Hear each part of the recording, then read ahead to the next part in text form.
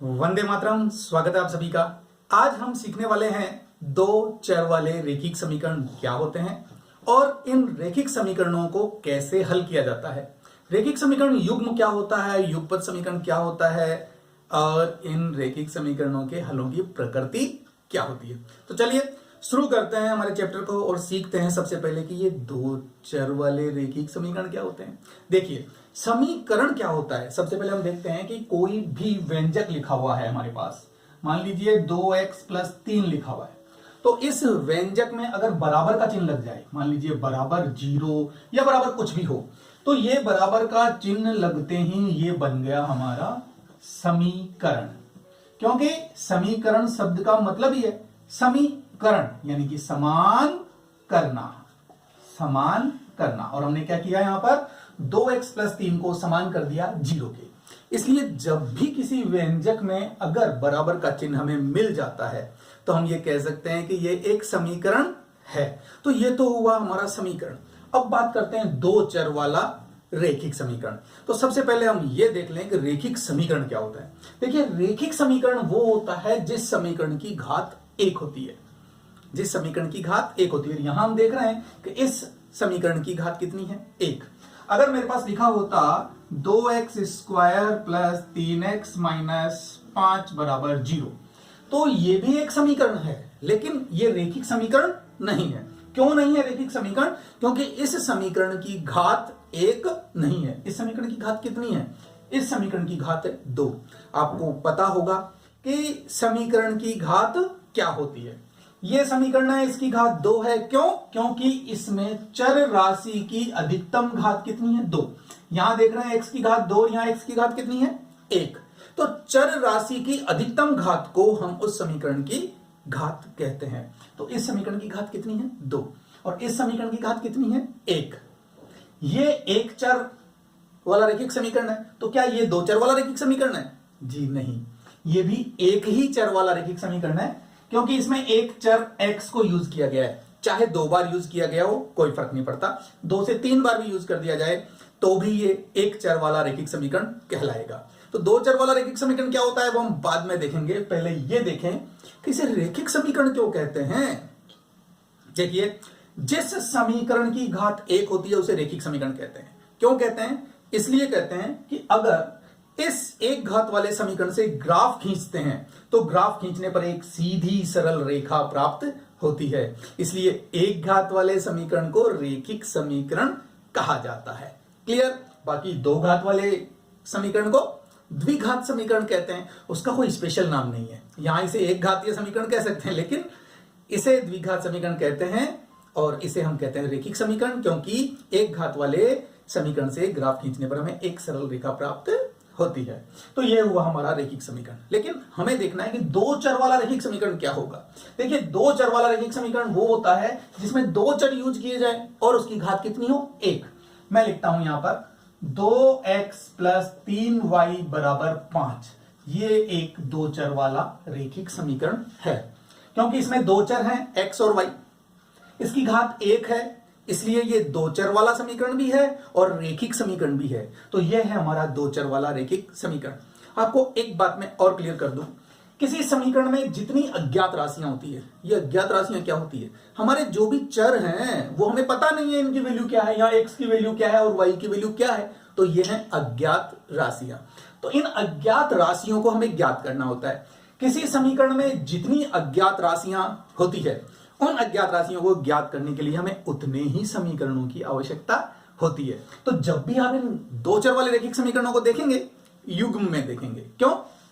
कैसे? देखिए ये मैंने लिखा 2x + 3y = 5, तो एक समीकरण इसके साथ हमेशा और मिलेगा, 3x - y = 2। मान लीजिए ये है एक।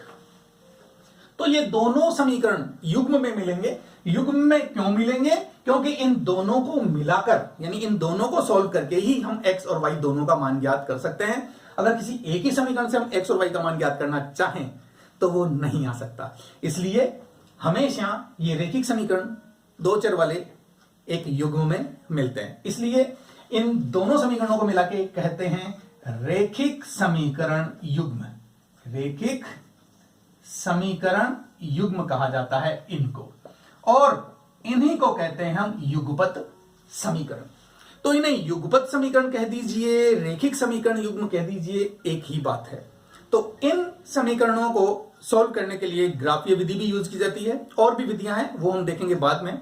अभी हम सिर्फ इतना समझ लें कि इनके हलों की प्रकृति क्या होगी और वो प्रकृति कैसे ज्ञात करते हैं। तो चलिए सीखते हैं। हमने लिए हैं कुछ रेखिक समीकरण युग्म। ये एक रेखिक समीकरण युग्म है, ये भी एक रेखिक समीकरण युग्म है, और ये भी एक रेखिक समीकरण युग्म है। और इन समीकरणों से हम सीखेंगे रेखिक समीकरणों के हलों की प्रकृति क्या होती है। देखिए, इस हलों की प्रकृति को समझने से पहले हम ये जान लें कि रेखिक समीकरण का व्यापक रूप क्या होता है। व्यापक मतलब विस्तारित रूप, यानी कि जिसमें सब कुछ समाहित हो, यानी ऐसा एक रूप हम लिखें जिसमें से सारे रेखिक समीकरण प्राप्त किए जा सकते हैं। आप अगर सोचना चाहें या समझना चाहें तो ऐसे सोच सकते हैं कि ईश्वर व्यापक है ना। आप बता सकते हैं ईश्वर के बारे में, वो कितना बड़ा है, कितना छोटा है, कहां नहीं है, नहीं बता सकते ना। तो इसी प्रकार से, क्योंकि हम सब ईश्वर का अंश हैं, हम सब ईश्वर में से ही प्रकट हुए हैं, हम सब में ईश्वर है। क्लियर? आप समझ रहे हैं? व्यापक रूप हमारा व्यापक रूप है ईश्वर। तो इन समीकरणों का व्यापक रूप मतलब एक ऐसा समीकरणों का रूप जिससे ये सारे समीकरण प्राप्त किए जा सकते हैं। तो देखिए वो क्या होता है। वो होता है ax plus by plus c बराबर 0। यह है रेखिक समीकरण का व्यापक रूप। व्यापक रूप कैसे? अगर मैं a, b और c के मान यहां रखूं तो मुझे सभी समीकरण मिल सकते हैं। देखिए इन समीकरणों को, इस समीकरण में a की जगह 2 लिखा हुआ है, b की जगह 3 लिखा हुआ है, और c की जगह मैं इसको पक्षांतरण कर सकता हूं। अगर मैं पक्षांतरण करूंगा तो 5 इधर आएगा तो माइनस का 5 हो जाएगा और बराबर 0। तो यानी वो हमारा व्यापक रूप होगा। तो a की जगह 2 है, b की जगह 3 है और c की जगह -5 है। इस समीकरण में देखिए a की जगह 1 है, b की जगह -2 है और c की जगह -3। इसी प्रकार से इसमें देखिए a की जगह 2, b की जगह -3 और c की जगह -2। a की जगह 8, b की जगह -6, यानी a की जगह 8 है, b की जगह -6 और c की जगह -4। इसी प्रकार से यहां a की जगह 5, b की जगह -3 और c की जगह -7, और यहां a की जगह 15, b की जगह -9 और c की जगह +7। तो स्पष्ट है कि इस व्यापक रूप से हर प्रकार का रेखिक समीकरण जन्म लेता है। तो यह है हमारा व्यापक रूप एक रेखिक समीकरण का। हमें यहां पर लेना है रेखिक समीकरण युग्म, क्योंकि हमारा रेखिक समीकरण 2 चर में है। तो युग्म अगर लिखना हो तो कैसे लिखेंगे? आप इस a, b और c को a1, b1 और c1 कह सकते हैं, क्योंकि 2 समीकरण। तो हम लिखेंगे a1x plus b1y plus c1 बराबर 0। ये तो हो गया हमारा एक समीकरण। और दूसरा समीकरण a2x plus b2y plus c2 बराबर 0। यानी जितने समीकरण लिखना चाहें उतने लिख सकते हैं। तो ये हमारा एक हो गया रेखिक समीकरण युग्म का व्यापक रूप।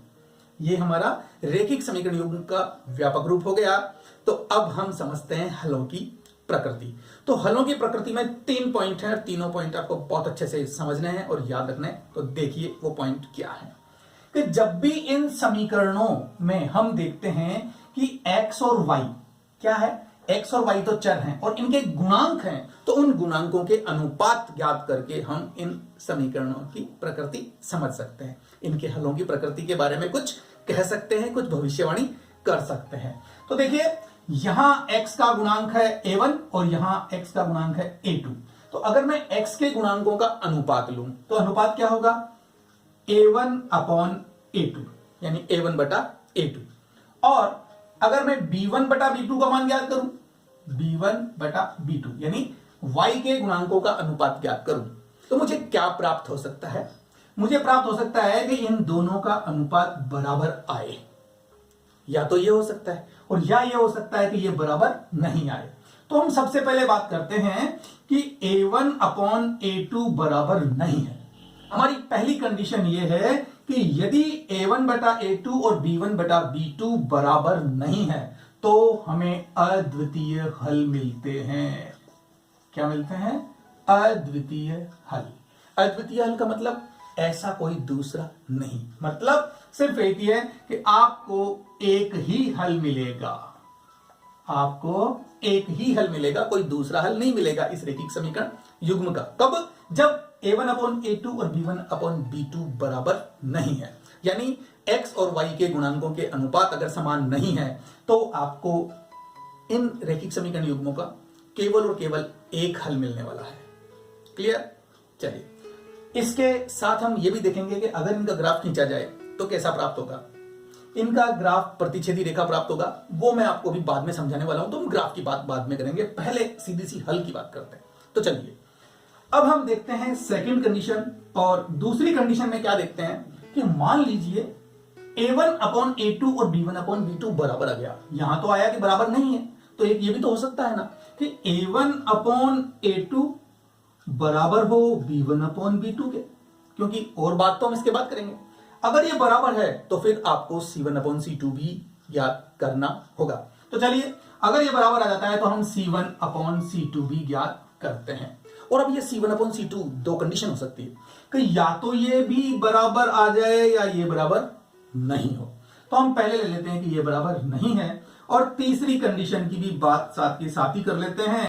a1 अपॉन a2 बराबर हो b1 अपॉन b2 और बराबर हो c1 अपॉन c2। ये तीन ही कंडीशन हो सकती है बस हमारे साथ। अगर a1 अपॉन a2 और b1 अपॉन b2 बराबर नहीं है तो अद्वितीय हल, और अगर a1 अपॉन a2 और b1 अपॉन b2 बराबर है तो हमें c1 अपॉन c2 भी ज्ञात करना होगा। और इसके साथ भी दो कंडीशन हो सकती है कि c1 अपॉन c2 बराबर नहीं हो और c1 अपॉन c2 बराबर हो। तो देखिए हल क्या होंगे, ये आपको याद रखना होगा। अगर ये कंडीशन आती है तो कोई हल विद्यमान नहीं है, कोई भी हल नहीं है, यानी हल होगा ही नहीं। क्लियर है? अगर a1 upon a2 b1 upon b2 बराबर आ गया तो c1 अपॉन c2 ज्ञात करना होगा, और अगर c1 अपॉन c2 इनके बराबर नहीं है तो रेखिक समीकरण निकाय का कोई भी हल विद्यमान नहीं है। और इस कंडीशन में रेखाएं कैसी होंगी हम बाद में बात करते हैं। पहले देखते हैं इस कंडीशन में क्या होगा।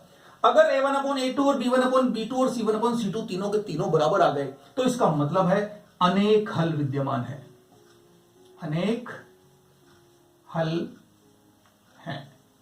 देखिए, सिर्फ और सिर्फ तीन कंडीशन है, आपको ये तीनों कंडीशन याद रखनी होगी। फिर से बता देता हूं, a1 अपॉन a2 बराबर नहीं है b1 अपॉन b2 के, तो हमारे रेखिक समीकरण युग्म का कोई एक हल विद्यमान होगा, केवल और केवल एक हल। और अगर a1 अपॉन a2 बराबर है b1 अपॉन b2 के, तो हमें निकालना होगा c1 अपॉन c2 भी, और c1 अपॉन c2 अगर बराबर नहीं आता है तो हमारे रेखिक समीकरण निकाय का कोई भी हल विद्यमान नहीं होगा। और अगर a1 अपॉन a2 तथा b1 अपॉन b2 बराबर आने के बाद c1 अपॉन c2 भी बराबर आता है तो हमारे निकाय के बहुत सारे हल विद्यमान होंगे, अनेक हल विद्यमान होंगे। अब हम बात करते हैं कि हमारा निकाय कब तो संगत होता है और कब असंगत होता है। तो देखिए, अगर हमारे रेखिक समीकरण निकाय का, देखिए रेखिक समीकरण युग्म कह दीजिए, रेखिक समीकरण निकाय कह दीजिए, या फिर युगपत समीकरण कह दीजिए, एक ही बात है। तो हमारे रेखिक समीकरण निकाय का अगर कोई हल विद्यमान है तो हमारा रेखिक समीकरण युग्म संगत है। रेखिक समीकरण युग्म क्या है? संगत है, वो कोई ना कोई हल देगा। तो रेखिक समीकरण युग्म संगत होने का मतलब यह होता है कि वो कोई ना कोई हल हमें देगा। यानी अगर हल विद्यमान है तो हमारा रेखिक समीकरण युग्म संगत है, और हल विद्यमान नहीं है तो हमारा रेखिक समीकरण युग्म असंगत है। क्योंकि यहां एक ही हल विद्यमान है तो हमारा रेखिक समीकरण युग्म संगत है, वो कोई ना कोई हल दे रहा है। कोई भी हल विद्यमान नहीं है तो हमारा रेखिक समीकरण युग्म संगत नहीं है। नहीं होने का मतलब असंगत है, क्योंकि वो कोई भी हल नहीं दे रहा है। और अगर अनेक हल दे रहा है तो भी हमारा रेखिक समीकरण युग्म संगत है, क्योंकि हल दे तो रहा है ना, बहुत सारे हल दे रहा है, संगत है। केवल एक ही कंडीशन में हमारा रेखिक समीकरण युग्म असंगत होता है, इस कंडीशन में। तो अब हम जरा देखते हैं कि इन समीकरणों से हलों की प्रकृति कैसे ज्ञात की जाएगी। तो चलिए पहले ये देखते हैं और उसके बाद में हम सारी प्रकृतियों को एक साथ देखेंगे। संगत असंगत, ग्राफ कैसा प्राप्त होगा और हल विद्यमान होगा या नहीं होगा। अब हम लेते हैं ये रेखिक समीकरण युग्म और देखते हैं कि इनके हलों की प्रकृति कैसे ज्ञात की जाएगी। देखते हैं पहले समीकरण युग्म को क्या कह रहा है, 2x प्लस 3y। देखिए, जब भी आप हलों की प्रकृति ज्ञात करें तो समीकरणों को व्यापक रूप में लिख लीजिए, और इन समीकरणों को अगर मैं व्यापक रूप में लिखूंगा तो मुझे 5 का पक्षांतरण करना होगा। -5 बराबर जीरो। और इसी तरह से मैं इस समीकरण को भी पक्षांतरण करके लिखूंगा x माइनस 2y माइनस 3 बराबर जीरो। यह मैंने रेखिक समीकरण युग्मों को व्यापक रूप में लिख लिया। अब मैं ज्ञात करता हूं हलों की प्रकृति, और हलों की प्रकृति ज्ञात करने के लिए मुझे ज्ञात करना होगा x, y और अचर पदों के गुणांकों का अनुपात। तो सबसे पहले मैं निकालता हूं a1 अपॉन a2 मुझे क्या मिलता है। देखिए a1 की जगह क्या लिखा हुआ है 2 और a2 की जगह क्या लिखा हुआ है 1, तो मुझे मिला 2। क्लियर। अब मैं देखता हूं b1 अपॉन b2 क्या मिलता है। b1 की जगह लिखा हुआ है 3 और b2 की जगह क्या लिखा हुआ है -2। ध्यान रहे हमारे व्यापक रूप में प्लस है, इसलिए जब भी माइनस आता है तो वो गुणांक के साथ लिखना है। तो b1 अपॉन b2 का मान मुझे मिल रहा है 3 बटा -2। अगर मैं इसे सॉल्व करूं तो आगे सॉल्व नहीं होगा। यहां समीकरण 1 और यहां समीकरण 2 से मुझे दिख रहा है कि ये मान और ये मान बराबर नहीं है, यानी मुझे पता लग गया कि a1 अपॉन a2 और b1 अपॉन b2 बराबर नहीं है, तो मुझे आगे सॉल्व करने की आवश्यकता नहीं है। मैं यही जवाब दे सकता हूं। सबसे पहले हम लिखेंगे समीकरण 1 व 2 से, समीकरण 1 व 2 से, क्योंकि हम इन दोनों से ही तो बात कर रहे हैं। हम देख रहे हैं कि समीकरण 1 और 2 से ये मान बराबर नहीं है, 2 और ये बराबर नहीं है, इसका मतलब ये भी बराबर नहीं है। तो इसे हम लिख देंगे a1 अपॉन a2 बराबर नहीं है b1 अपॉन b2 के। अब इसका मतलब क्या हुआ, अब ये भी देखा था ना, अगर ये है तो इस समीकरण निकाय का केवल और केवल एक हल विद्यमान है। तो हम लिख सकते हैं अतः, क्योंकि a1 upon a2 b1 upon b2 बराबर नहीं है, अतः केवल एक हल विद्यमान है, केवल एक हल विद्यमान है। आप यहां यह भी लिख सकते हैं कि अद्वितीय हल विद्यमान है। ठीक है। अगर आपसे ये पूछता है निकाय संगत है या असंगत है, तो आप उसका भी जवाब दे सकते हैं अतः, क्योंकि केवल एक हल विद्यमान है इसलिए, तथा मैं दोनों लिख देता हूं, तथा निकाय, या तो हम निकाय लिखें और या हम युग्म लिखें। जो हमसे कहा गया है वो हम लिख देंगे कि रेखिक समीकरण निकाय या फिर रेखिक समीकरण युग्म क्या है, संगत है, क्योंकि कोई हल विद्यमान है, अतः रेखिक समीकरण युग्म संगत है। क्लियर हुआ। केवल एक हल विद्यमान है और रेखिक समीकरण युग्म संगत है। तो ये हमारा जवाब हो गया। देखिए कितना आसान है, बहुत आसान है ना।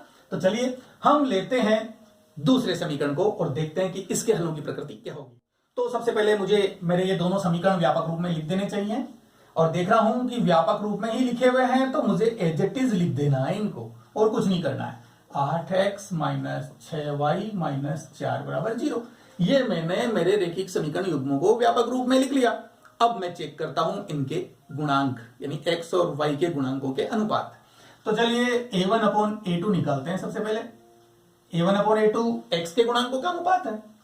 a1 तो है 4 और a2 कितना है 8। आपको पता है पहले समीकरण में व्यापक रूप क्या था, a1x plus b1y plus c1 बराबर 0, और दूसरे समीकरण में a2x plus b2y plus c2 बराबर 0।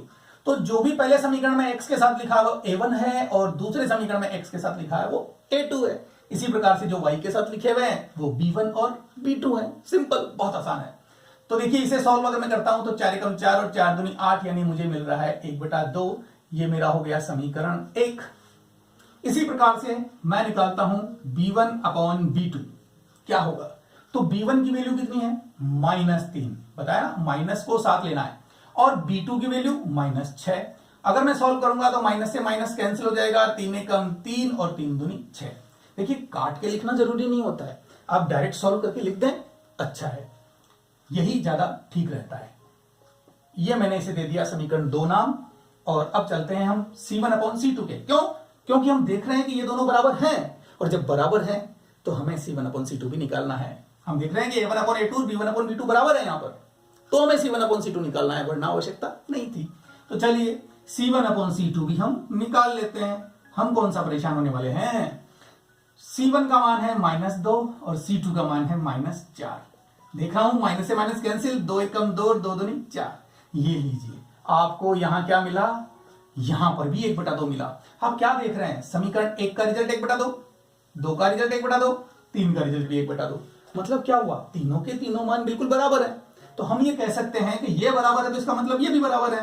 तो हम कह सकते हैं समीकरण 1, 2 व 3 से क्या देख रहे हैं कि A1/A2 बराबर है B1/B2 बराबर है C1/C2 के। और जब ये कंडीशन होती है, यानी कि ये तीनों बराबर होते हैं, तो क्या होता है? अतः बताइए क्या होगा? अतः युग्म के अनेक हल विद्यमान है। सही है ना? अनेक हल विद्यमान है। तो ये आपको ध्यान रखना है कि ये कंडीशन क्या है। अगर ये कंडीशन है तो आपको पता है अनेक हल विद्यमान है, और अनेक हल विद्यमान है तो निकाय संगत हुआ या असंगत? कह सकते हैं तथा युग्म या निकाय, जो भी आप लिखना चाहें, अतः युग्म संगत है, क्योंकि कोई ना कोई हल विद्यमान है ना, इसलिए निकाय संगत है। ये हमारा आंसर आ गया। चलिए अब हम लेते हैं समीकरण 3 को और देखते हैं उसके हलों की प्रकृति कैसी है। आपके बहुत अच्छे से समझ में आ जाएगा। हैं तीसरे समीकरण युग्म को, और इसे भी हम पहले व्यापक रूप में लिख लेते हैं। 5x - 3y, और अगर मैं 7 का पक्षांतरण करूं तो क्या हो जाएगा? -7 बराबर 0। और आगे देख रहे हैं 15x - 9y, और इस 7 का पक्षांतरण करूं तो +7 बराबर 0। ये हमारे रेखिक समीकरण युग्म हमें मिल गए। तो हमें क्या करना चाहिए? A1/A2, B1/B2 और C1/C2 के मान ज्ञात करने हैं। तो लीजिए A1/A2 क्या होगा? A1 का मान है यहां 5 और A2 कितना है? 15।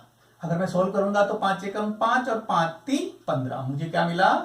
1/3। अब मैं निकालता हूं B1/B2। ये लीजिए, लिखा मैंने B1/B2, रख दीजिए वैल्यू। तो B1 की वैल्यू कितनी है? -3। क्लियर? और B2 की वैल्यू -9। माइनस से माइनस कैंसिल हो गया, और 3 एकम 3 और 3 तिया 9। यहां भी मुझे 1/3 मिला है, मतलब मुझे C1/C2 निकालना पड़ेगा। तो निकाल लेते हैं C1/C2। C1 की वैल्यू कितनी है? -7, और C2 की वैल्यू कितनी है? 7। देख रहा हूं माइनस से माइनस तो कटेगा नहीं। 7 एकम 7 और 7 एकम 7, तो यानी मुझे मिला 1, और वो मिलेगा माइनस का, और ये मेरा हो गया समीकरण 3। अब हम इन तीनों समीकरणों को देखते हैं। यहां लिख भी देंगे कि समीकरण 1, 2 व 3 से क्या देखने को मिल रहा है? इन तीनों समीकरणों को देख रहे हैं कि 1/3 और 1/3 तो बराबर है, लेकिन C1/C2 की वैल्यू बराबर नहीं है। तो लिख दीजिए कि A1/A2 तो बराबर है B1/B2 के, परंतु बराबर नहीं है C1/C2 के। अब आप इस समीकरण को याद कीजिए, इस कंडीशन को याद कीजिए कि ये कंडीशन कौन सी है। ये कंडीशन ऐसी है जिसमें हमें कोई हल प्राप्त नहीं होता। तो हम क्या लिखेंगे? अतः कोई हल विद्यमान नहीं है। आप डायरेक्ट लिख सकते हैं कोई हल नहीं है। विद्यमान को अगर नहीं भी लिखेंगे तो चलेगा। कोई हल नहीं है तो निकाय संगत है या असंगत? तो ये भी लिख दीजिए। तथा युग्म या निकाय, कुछ भी लिख सकते हैं, युग्म असंगत है। देखिए असंगत सिर्फ एक ही कंडीशन में होता है, जब हल नहीं हो, और यहां हल नहीं है, इसलिए हमारा निकाय या युग्म असंगत है। तो कर सकते हैं आप हलों की प्रकृति ज्ञात। बहुत आसान है। हर समीकरण में इसी प्रकार से आपको A1/A2, B1/B2, C1/C2 ज्ञात करना है, और देखना है कि मान समान आता है या नहीं आता है। और इन 3 कंडीशंस को आप कर लीजिए याद, क्योंकि तीनों कंडीशन के अलावा चौथी कंडीशन तो है ही नहीं। तो ये आपको ध्यान रखना पड़ेगा, और आप बता सकते हैं हलों की प्रकृति। और अब हम देखने वाले हैं हलों की प्रकृति, हल विद्यमान है या नहीं है, निकाय संगत है या नहीं है, और ग्राफ कैसा प्राप्त होगा। बिना ग्राफ खींचे आप बता सकते हैं। तो समझते हैं इस चीज को भी। हम लेते हैं इस सारणी को और देखते हैं इस सारणी से कि हमें ग्राफ में कैसी रेखाएं प्राप्त होने वाली है, और सभी प्रकृतियों में क्या संबंध है। हम यहां देख रहे हैं कि हमारे गुणांकों के अनुपातों की तुलना करते हैं तो हमें क्या प्राप्त होता है, और उसके बेस पर हम क्या क्या कह सकते हैं, क्या क्या भविष्यवाणी आप कर सकते हैं बिना कोई हल निकालें, बिना कोई ग्राफ खींचे। देखिए एक तो हम बीजीय हलों की प्रकृति की बात कर सकते हैं कि बीजीय हल विद्यमान है या नहीं है। दूसरी, हम निकाय या युग्म की प्रकृति की बात कर सकते हैं कि निकाय संगत है या असंगत है। और तीसरी, इसी बेस पर हम कह सकते हैं कि रेखाओं की प्रकृति कैसी होगी, मतलब जब हम ग्राफ खींचेंगे तो ग्राफ में हमें कैसी रेखाएं प्राप्त होने वाली है, हम बिना ग्राफ खींचे ही बता सकते हैं। देखिए कैसे।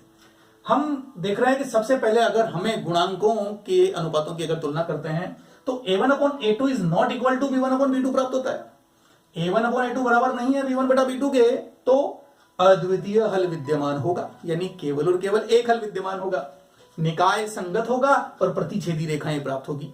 एक बात मैं आपको यहां बता दूं कि जब भी ग्राफ में रेखाएं खींची जाती है तो ये रेखाएं जितनी जगह प्रतिच्छेद करती है उतने ही हल प्राप्त होते हैं, क्योंकि अद्वितीय हल है, निकाय संगत है, a1/a2 is not equal to b1/b2, तो हमें प्रतिच्छेदी रेखाएं प्राप्त होंगी इस प्रकार से। और इन प्रतिच्छेदी रेखाओं में ये केवल और केवल एक जगह प्रतिच्छेद करेगी, इसलिए जिस बिंदु पर यह प्रतिच्छेद कर रही है वही बिंदु हमारा हल होगा। क्लियर। तो जहां और जितनी जगह यह प्रतिच्छेद करती है वही हमारा हल होता है। आपने देखा एक जगह प्रतिच्छेद कर रही है, इसलिए एक ही हल विद्यमान होगा। अब हम बात करते हैं दूसरी कंडीशन की, और दूसरी कंडीशन क्या कह रही है कि a1/a2 बराबर है b1/b2 के, परंतु बराबर नहीं है c1/c2 के, तो कोई भी हल विद्यमान नहीं होता। हमने देखा था इस कंडीशन में निकाय असंगत होगा, क्योंकि जब हल ही नहीं है तो निकाय संगत कहां से होगा, और रेखाएं प्राप्त होगी समांतर। कैसे? ये इस प्रकार से, ये दोनों रेखाएं समांतर है, कहीं भी एक दूसरे को प्रतिच्छेद नहीं करेगी। और हमने अभी बात की ना, दो रेखाएं जितनी बार प्रतिच्छेद करती है उतने ही हल होते हैं। एक बार प्रतिच्छेद की तो एक हल, और अगर प्रतिच्छेद करेगी ही नहीं तो हल कहां से होगा। इसलिए जब कोई हल विद्यमान नहीं है तो ग्राफ में हमें समांतर रेखाएं प्राप्त होती है। यदि ग्राफ में हमें समांतर रेखाएं प्राप्त होती है तो हम कह सकते हैं निकाय असंगत है, कोई हल विद्यमान नहीं है। तो चलिए तीसरी कंडीशन लेते हैं, a1/a2 बराबर है b1/b2 के, बराबर है c1/c2 के। तो अनेक हल होते हैं, बहुत सारे हल होते हैं, तो निकाय तो संगत होगा क्योंकि हल विद्यमान है। अब बहुत सारे हल होते हैं तो रेखा बहुत बार कैसे प्रतिच्छेद करेगी, एक बार प्रतिच्छेद कर रही है तो एक हल। जी हां, अगर अनेक हल हैं तो रेखाएं बार बार प्रतिच्छेद करेगी। कब करती है?